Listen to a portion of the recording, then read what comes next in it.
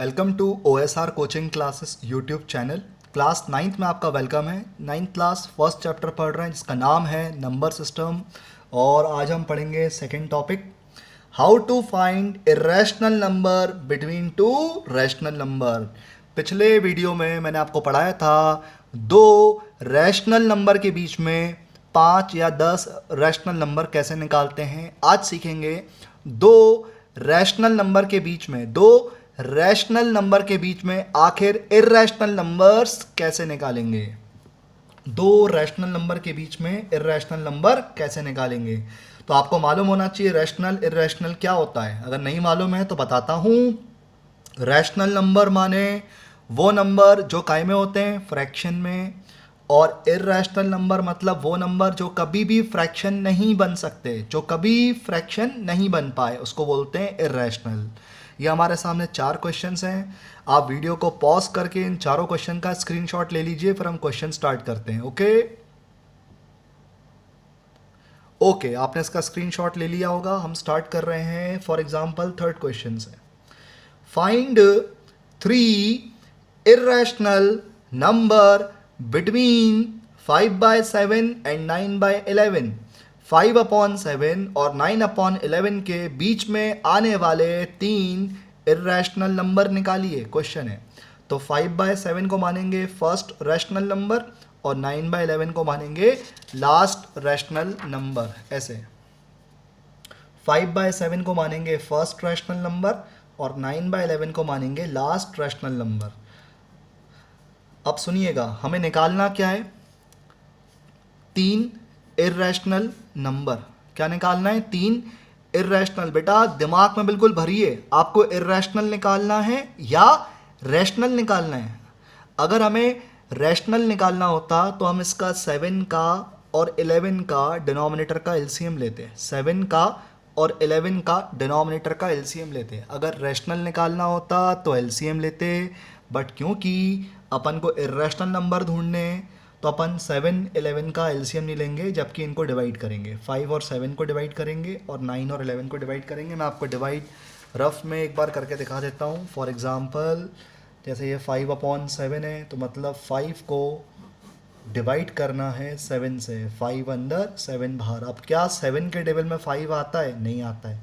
7 का टेबल भी जो होता है 7 से स्टार्ट होता है। 7 1 जा 7, तो 5 उससे छोटा है, तो यहाँ पे 0 पॉइंट लगा देंगे ताकि यहाँ 0 ले सकें। अब पढ़ेंगे 7 7 जा 49, तो 1 बचेगा और पॉइंट अपने पास है तो अपन 0 ले सकते हैं। नाउ 7 1 जा 7, 10 - 7 3 रिमाइंडर, और पॉइंट अपने पास है अपन 0 ले सकते हैं। तो फिर अपन लेंगे 7 4 जा 28, तो कितना बचा? 2। पॉइंट अपने पास है अपन 0 ले सकते हैं। अपन लेंगे 7 2 जा 14। अब अपने पास 6 बचा, क्योंकि डेसिमल अपने पास है अपन 0 फिर बढ़ा सकते हैं। तो 7 8 जा 56, 4 बचा।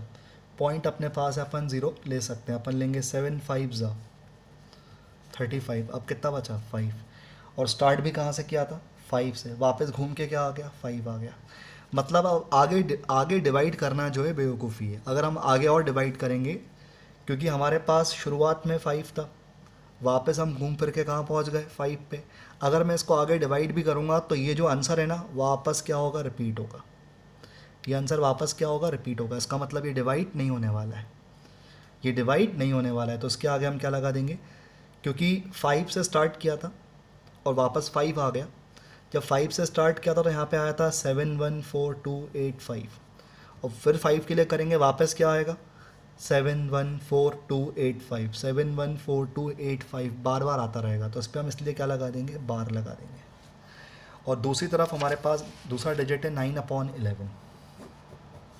9 अंदर 11 बाहर। 11 के टेबल में 9 आ ही नहीं सकता, क्योंकि 11 का टेबल स्टार्ट ही 11 से होता है, इसलिए पॉइंट लगा देंगे।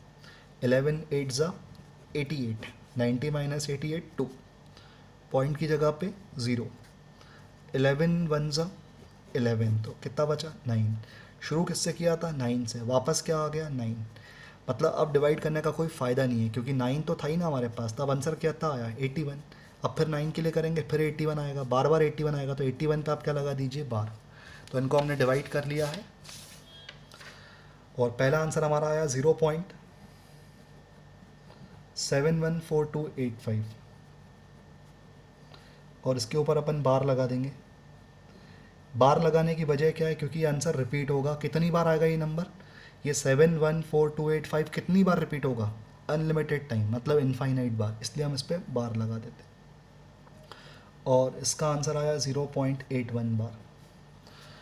तो हमने 5/7 को और 9/11 को डिवाइड किया।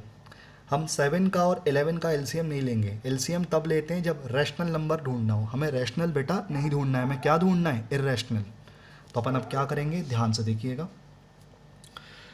अब इसके पहले 2 डिजिट पढ़िए बस, और इसके पहले 2 डिजिट पढ़िए, कितना है 0.71। आगे जो भी है उस पर ध्यान ना दें, 0.71, और ये है 0.81। तो आप सोचिए 0.71 और 0.81 के बीच में क्या क्या आता है। 0.71 और 0.81 के बीच में आता है 0.71 के बाद 0.72, 0.73, 0.74, 0.75, ऐसे बहुत सारे आते हैं। और हमें कितने नंबर चाहिए, 3, कोई भी 3 लिख लीजिए। 0.71 और 0.81 के बीच में, फॉर एग्जांपल 0.73 या 0.75 या 0.78, 0.73, 0.75, 0.78, 0.73, 0. अच्छा एक और बात, इसको बेटा 71 मत पढ़ना, क्योंकि डेसिमल के बाद इकट्ठा नहीं पढ़ते, 17 अलग पढ़ते हैं, 7 1 सेपरेट करके पढ़ते हैं, एक एक नंबर को अलग पढ़ते हैं, डेसिमल के बाद लिखा है क्योंकि।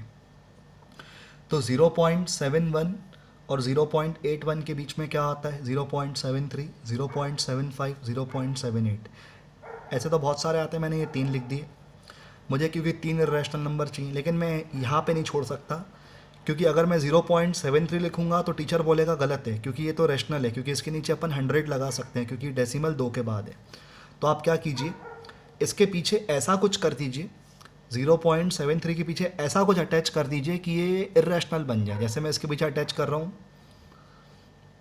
81, 811, 811, डॉट डॉट डॉट।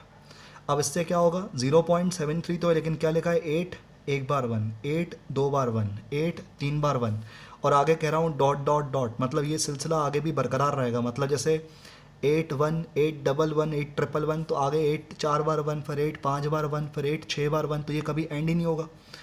तो ये नंबर में डेसिमल के बाद क्या लगा हुआ है, डॉट डॉट डॉट लगा हुआ है, और रिपीट भी नहीं हो रहा है, कभी 8 1 है, कभी 8 डबल 1 है, कभी 8 ट्रिप, हर बार डिफरेंट डिजिट रिपीट हो रही है। तो ये क्या बन गया, इर्रेशनल नंबर।